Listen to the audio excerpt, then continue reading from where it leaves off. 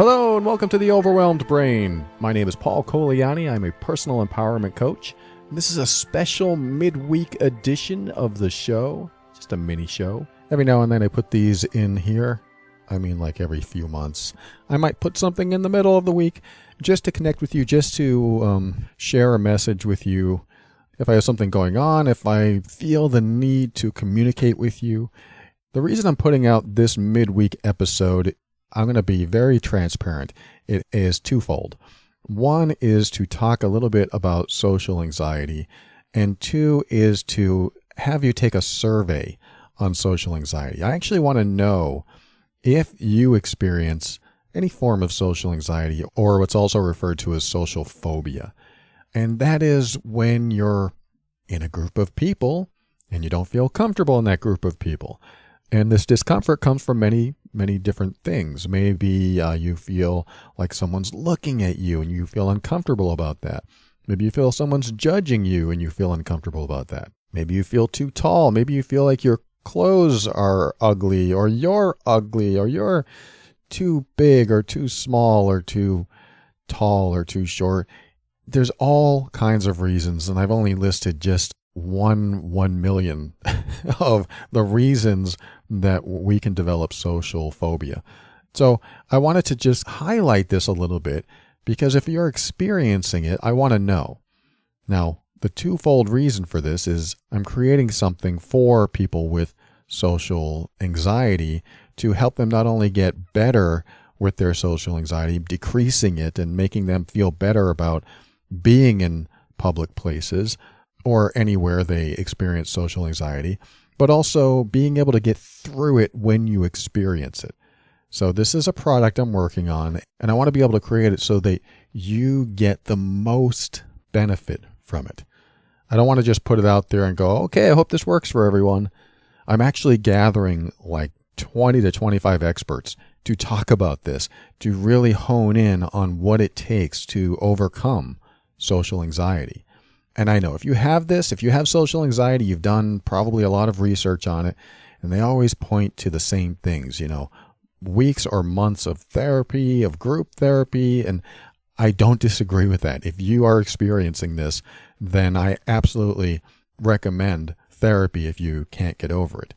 But then there are those people that don't want to go to therapy, don't want to talk about it, are too afraid to leave the house, and I want to reach those people. I want to reach you. If you're that person. That's why I'm creating this product. But I'm not going to talk about that too much right now, because I'm going to share with you some social anxiety that came up for me. I know that's a shock. Here I am talking to hundreds of thousands of people, and I experience social anxiety. Well, I tell you what, the perfect job for someone with any amount of social anxiety is in an office or a studio alone behind a microphone. I'm not anywhere near the public eye. And so when I do leave, when I do go out in public, I don't have too many of my photos out there in the world, but I've created videos and I have some photos out there that people can recognize me, so that I'm still able to walk through a supermarket and not have somebody come up to me and go, I know who you are. I'm waiting for that day. In fact, I was just talking to a client about that the other day. I said, I'm waiting for that day for someone to come up to me. And I think that'll be kind of exciting. But then there's that point where the balance of privacy versus popularity tips. And suddenly, if more and more people start recognizing me, then I have to realize that if I have any level of social anxiety about that, I should address it. So I am very aware of this in me. And to tell you the truth, most of my life, I've not been socially anxious at all. I mean, I am pretty comfortable in crowds. I sometimes feel like I can be the center of attention, and I like to make people laugh. But every now and then, there are certain situations where I don't feel comfortable, where I don't want to deal with people. I don't know if that's the same thing as social anxiety, where you walk into a room full of people and they are the type of people that maybe you don't want to talk to, you don't care about, or you don't want to deal with them. For example, my girlfriend took me to a political rally in the county we live in, and I've never attended one of these. I'm becoming more politically aware of things. But she took me to a political rally, and I really didn't want to be there. But it was okay because we got to hear the candidates giving their speeches and telling us what they're going to do for us and how they want to change our city or our state. And I thought it was, pretty interesting until someone approached me with a clipboard. And they stared at me. They sat down next to me. And my thoughts are like, okay, what am I going to say? I really don't care about giving my opinion. I don't want to be on some mailing list. All these thoughts went through my head. Again, this may not be labeled as social anxiety, but I felt something about that.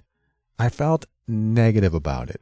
I didn't feel like I could say, hey, I'm not interested. I'm just here with my girlfriend and we're just going to listen to what the candidates say. But I didn't go there. In fact, I went in the opposite direction. I said something that came out of me before I even thought about it. And it was a little mean. And after it came out, and I'll share in a second, after it came out, I thought, what the heck did I just say? Why did I say that? Why did I feel the need to say that particular thing to that person and make her uncomfortable? Because that's what I did. I made her uncomfortable. I made myself uncomfortable, even more uncomfortable than I was. So, like I said, she approached me. She was staring at me, and I felt like it's a solicitor that you don't want to talk to. But she came over, and she sat down next to me, and she said, hi. I said, hi there. And I forget what she asked. Are you here for something? And I said, and I'm not very proud of this. I said, look, I don't really want to be a part of all this. I'm just waiting for my girlfriend, and I don't really feel like conversing. And she said, oh, okay, all right. And then she got up and walked away. And I asked myself, what did I just say? That was so rude. I replayed that scenario in my head, and I thought, that was just so rude. And so she walked away, and then I felt a little funny because this person who was being nice and probably doing what she always does, she just talks about the candidates and maybe the changes I want to see in our county. She probably did that with everyone she met, and there was no ill intention. She wasn't trying to sell me something, although maybe she was trying to get me on a mailing list or something. But still, I know it was rude. And so I had to analyze that because I don't like being rude. In fact, what if she said, aren't you Paul Coliani? Aren't you that guy who does that podcast who is supposed to be this credible, reputable, friendly person? If she had said that, I would have felt like a heel. I would have felt so bad.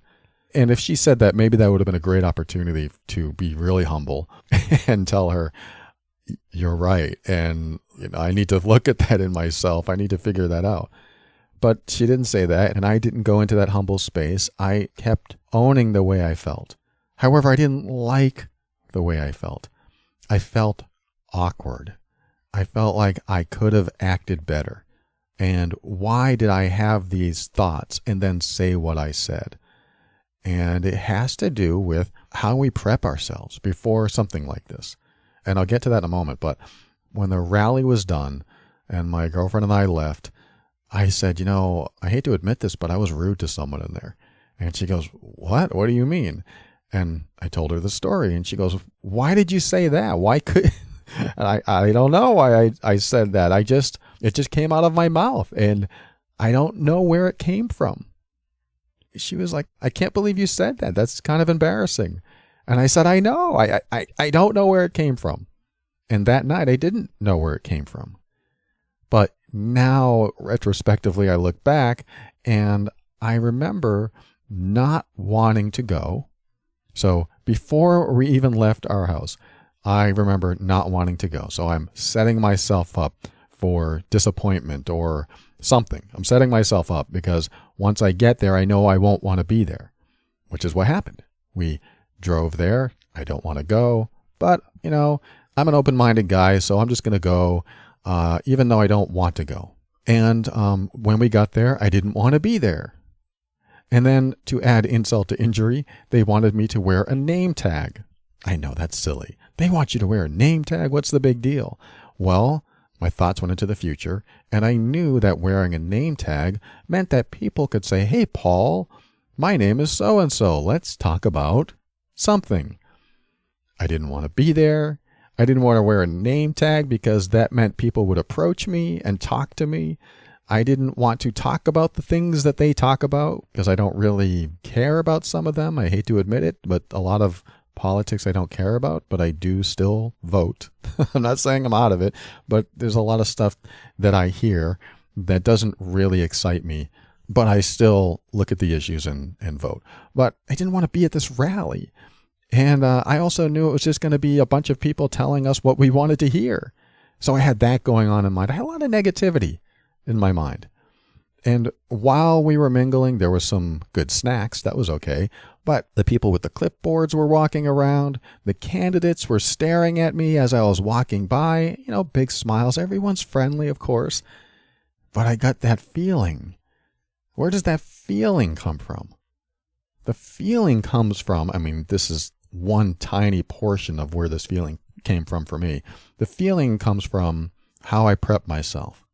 And before I left the house, I prepped myself. I prepared to be unhappy and disappointed and even a little resentful. I didn't know this at the time. I didn't realize it was happening. But again, looking back at this, how I prepped myself, how I prepared to do this thing was how it turned out for me. And when I found justification for how I felt, that justification is someone approaching me with a clipboard, I go, oh, here it is. Here it comes. I came up with something that was very probably deep subconscious stuff. Like, you know what? I'm good at honoring my boundaries, and I'm just going to tell her off because I have a feeling she has an agenda. I'm sure she did have an agenda, but I'm sure it wasn't ill-intentioned. But I went back into that protective mode because I have to protect myself. Because what did I prepare for? I prepared not to like it.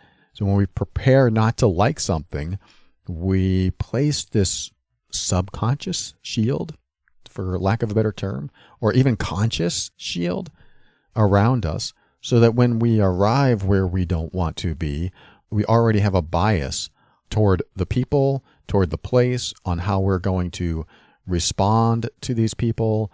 We've already prepared ourselves to protect ourselves so that these people don't penetrate the barrier that we put up.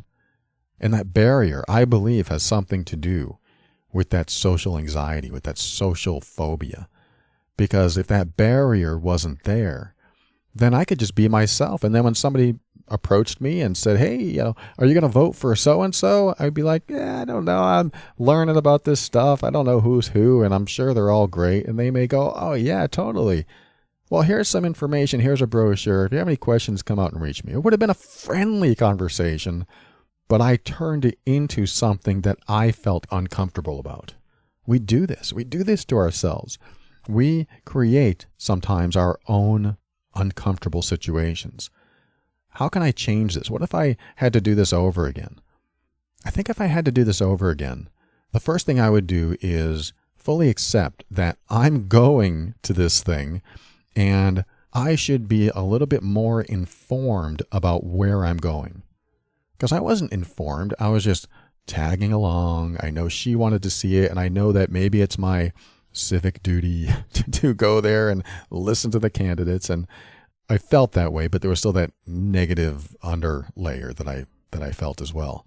But maybe I should have researched a little bit. Maybe I should have become informed. Okay, so-and-so is going to be there, and they're going to talk about these issues. So-and-so is going to be there, and she fights for women's rights. And so-and-so is going to be there, and he's talking about fair labor practices. On and on and on. Even though some of that stuff doesn't really interest me, I agreed to go. I told my girlfriend that I will come because I want to hear this. Yet setting myself up to be disappointed is where everything started for me, is where the downfall of how I felt going there and what I felt when I got there and what I felt when someone approached me is all in the framing process of what happens before it happens. Meaning, how do you frame what you're going to do and where you're going to be and who you're going to talk to? How do you frame that in your mind before you end up going somewhere with other people. For me, this revealed a bit of social anxiety. I didn't feel like I was anxious, but I sure felt bad being there. And I felt awkward. I felt awkward being around these people. In fact, I felt a little bit underdressed. A lot of people were dressed up, and I was in blue jeans. And so here I am walking around thinking, geez, I don't know much about these candidates. I don't know much about the issues, and I am underdressed. Oh, God, I hope nobody talks to me. But maybe if I had prepared and said, you know what, I'm going to talk to people. Hey, how are you? It's not something I would necessarily want to do because I just want a quiet night at home with no strangers. When it comes to strangers, oh, now I got to tell my story. Oh, now we got to talk about politics. And I don't know much about politics. All these thoughts that I put in my head that may have never happened. We could have talked about the weather. We could have talked about anything. But, it's a political rally, so you kind of expect that kind of talk. My point is, how do you frame what you're going to do and who you're going to be around? How do you frame your response? How do you frame how you'll feel? I think that's important. And before you do anything else, think about how you frame things. Figure out if you're actually setting yourself up for failure and disappointment. I mean, certainly there are places that you go and people that you see that you just don't want to see. I get that. So how can you frame it in a way where you can accept that you're going anyway, if you do go, and you're going to see these people anyway? So what can you do? What step in a forward direction can you take where you don't have to concentrate on your defenses? If you can get to that point where you are concentrating less on how you're going to protect yourself and more on how you can contribute to a forward-moving conversation or fairly decent time, you may be just a tiny bit less socially awkward or socially anxious when you get there, or when people come to your house, or wherever you end up where there are other people. It's all about that social anxiety. Like I said, that's 1/1,000,000th of something that I'm addressing that goes much deeper into something else. I would love for you to take this survey so I know what you deal with social anxiety, so that I can learn from you what makes you socially awkward and how you deal with it, or maybe how you don't deal with it, or how it's worse every time, or it just never changes. I want you to do me a favor and go to theoverwhelmedbrain.com/safe, the word safe, SAFE. And that will take you to the survey form about social anxiety. It'll tell you what I'm doing and how I want to be able to take the expert advice from all these professionals that have helped people directly with their social anxiety. This survey is going to help shape this product so that you can have this in your ears. It's an audio product, so that you can have this in your ears on the way to a place that makes you anxious or around people that make you anxious. There's a lot more I want to say about it, but I just need your input. So do me a favor and go to theoverwhelmedbrain.com/survey. Take the anxiety survey. And just so you know that this isn't a bait and switch scheme, if you take the survey, there is an offer at the end to pre-purchase the product before it's released. It's going to be on December 1st at a pretty steep discount. So I'm only going to offer this for a couple weeks, where the survey is going to be online. Once the couple weeks is up, this episode will disappear, so you won't see that survey anymore. And I don't want you to miss out on that discount if you want. I mean, you don't have to buy anything. You just take the survey so that I know what you're dealing with. And I get some really smart people that I'm pulling in to be a part of this product. I'm talking psychologists, social anxiety experts, anxiety coaches, and even a meditation coach, just to get every single angle that I can to help you with your social anxiety. So it's going to be a really impactful product. If you are dealing with social anxiety, I want this to be what you turn to when you're starting to feel it, when you know you're going to feel it, when you know you're going to deal with it, so that you can decrease it and maybe even eliminate it altogether. If you tell me where you are, I can ask them how to get out of this negative space that you might be in. So if you have social anxiety, or you think you do, or you had it in the past and you want to take this survey and share with me your experiences, I'd love to get your input. It'll help shape this for anyone that has social anxiety and become what I hope to be sort of a one-stop shop, so that you can actually decrease your social anxiety and maybe even get rid of it altogether. Like I said, therapy is a great option, but if you want to go a different route and have this one-stop shop for all these experts, this might be what you're looking for. theoverwhelmedbrain.com/survey. Thanks for joining me today. I hope you got something from this episode. Even if you don't take the survey, that's okay, but I would love to get your input. Looking forward to connecting with you again on the full episode this coming Sunday. Talk to you soon.